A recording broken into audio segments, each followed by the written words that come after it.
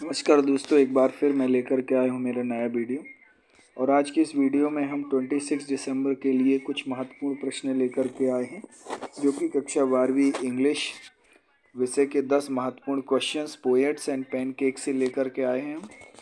तो चलिए हम सबसे पहले इसमें बात करेंगे 1 नंबर के महत्वपूर्ण प्रश्न, जो कि इस लेसन से लिए जा सकते हैं सत्र 2023-24 के MP बोर्ड फाइनल एग्ज़ाम्स के लिए।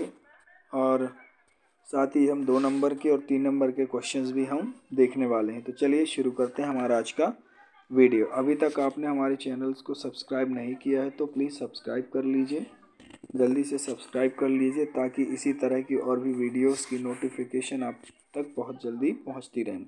अभी तक आपने बेल आइकन नहीं दबाया है तो प्लीज़ बेल आइकन प्रेस कर लीजिए, ताकि हमारी सभी वीडियो की नोटिफिकेशन आप तक आसानी से सबसे पहले पहुंचती रहे। Thank you. चलिए हम शुरू करते हैं अब हमारा वीडियो। हमारा वीडियो कैसे लग रहे हैं प्लीज़ कमेंट ज़रूर कीजिए, अच्छा या बुरा जैसा भी आपको लग रहा हो कमेंट लिख करके ज़रूर भेजें।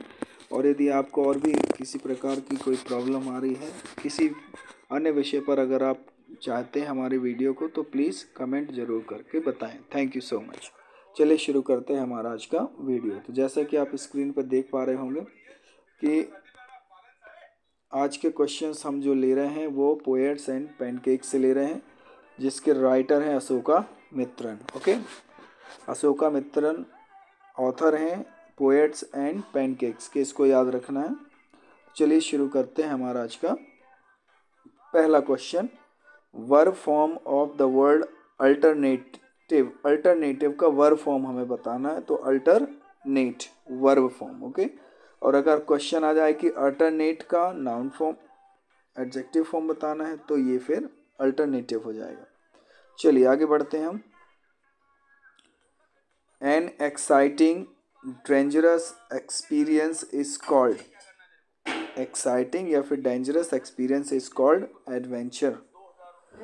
Right the synonyms of the word gleamed. Gleamed का सिनोनिम्स वर्ड चाहिए, तो sparkle. Adjective form of devotion. Devotion का एडजेक्टिव फॉर्म डिवोशनल। तो ये रहे हमारे 1 नंबर के महत्वपूर्ण प्रश्न जो इस लेसन से लिए जा सकते हैं। ओके, नेक्स्ट क्वेश्चन है short question answers type. Short answers type question हैं। क्वेश्चन नंबर 10 में आते हैं 2 नंबर के लिए। तो चलिए देखते हैं। Who was the boss of Gemini Studio. Gemini Studio का बॉस कौन था?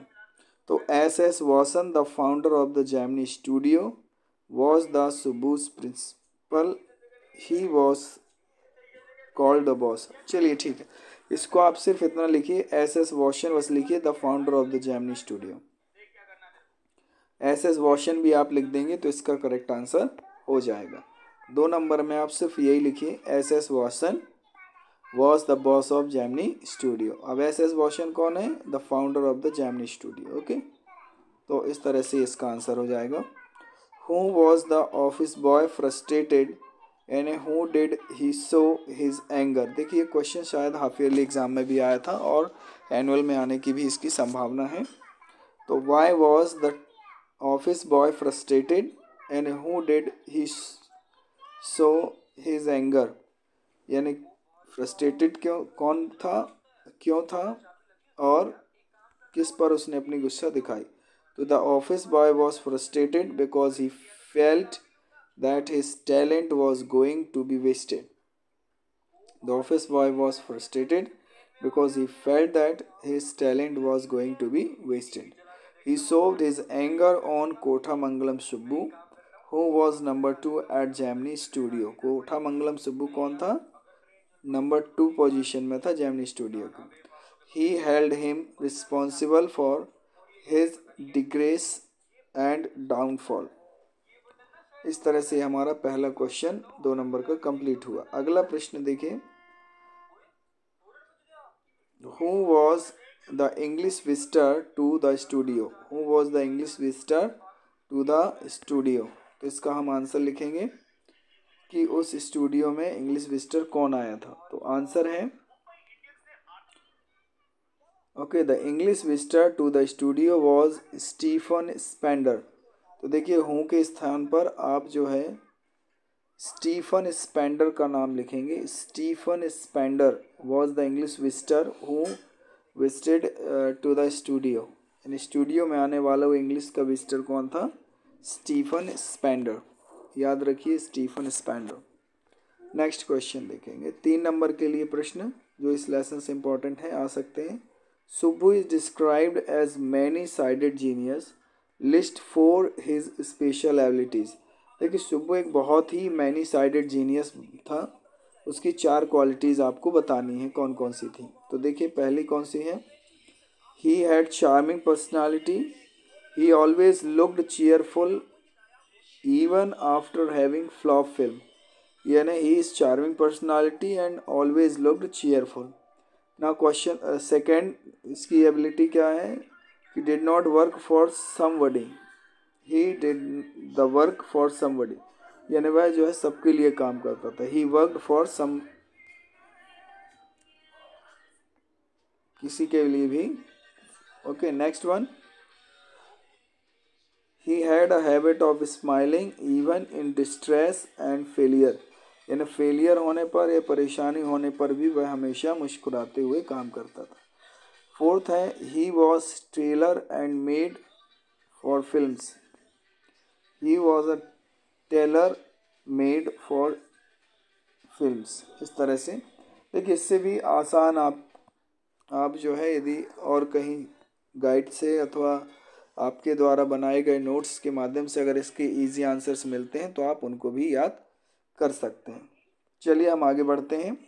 मिशन आधार में भी इनके बहुत ही आसान क्वेश्चन के आंसर्स लिखे हुए हैं। आप मिशन आधार बुकलेट जो कटनी डिस्ट्रिक्ट में बांटी गई है उससे भी आप याद कर सकते हैं। चलिए आगे बढ़ते हैं। हमारा नेक्स्ट और लास्ट क्वेश्चन 3 नंबर वाला, what does the god that failed refer to, यानी द गॉड दैट फेल्ड का यहाँ पे क्या मतलब है?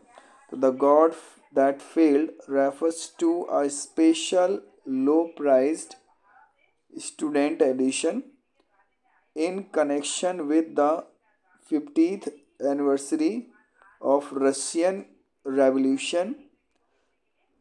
In it, 6 eminent men in 6 separate essays described their journey into communism and their disillusions return.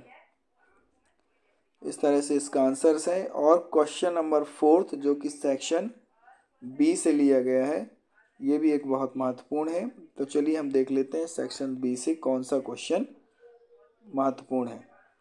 तो देखिए इसमें लिखा हुआ है, जो हमने महत्वपूर्ण प्रश्न लिया है, you are Shashikant Sharma residing at 25 Janki Nagar Indore, write a letter to friend Amar describing him about your preparation for upcoming board examination. It means आप शशिकांत शर्मा हैं जो कि आप जानकी नगर इंदौर में रहते हैं। आपको एक पत्र लिखना अपने दोस्त को यह बताते हुए कि आपकी बोर्ड एग्ज़ाम्स जो आने वाले हैं उसकी तैयारी कैसी चल रही है। तो सबसे पहले हम क्या लिखेंगे? हम अपना एड्रेस लिखेंगे। इस तरह से ये पूरा पेज है। ओके, तो आप देख सकते हो कि ये पूरा क्या है, एक पेज है, आपकी कॉपी का ये पूरा पेज है। इसमें हम इधर पे क्या करेंगे? एड्रेस लिखेंगे। ये जो दिया गया एड्रेस है ये पूरा, ये हमको ये पूरा एड्रेस लिखना है, ठीक है। 25 जानकी नगर इंदौर, और डेट डाल देंगे हम, जो भी हमारी डेट होगी, जिस डेट पे हम लेटर लिखेंगे वो डेट डाल देंगे। इसके बाद आगे हमें क्या करना है? हमें लिखना है डियर फ्रेंड्स अमर, क्योंकि हम हमारे अपने दोस्त अमर के लिए लिख रहे हैं। कौन लिख रहा है? शशिकांत।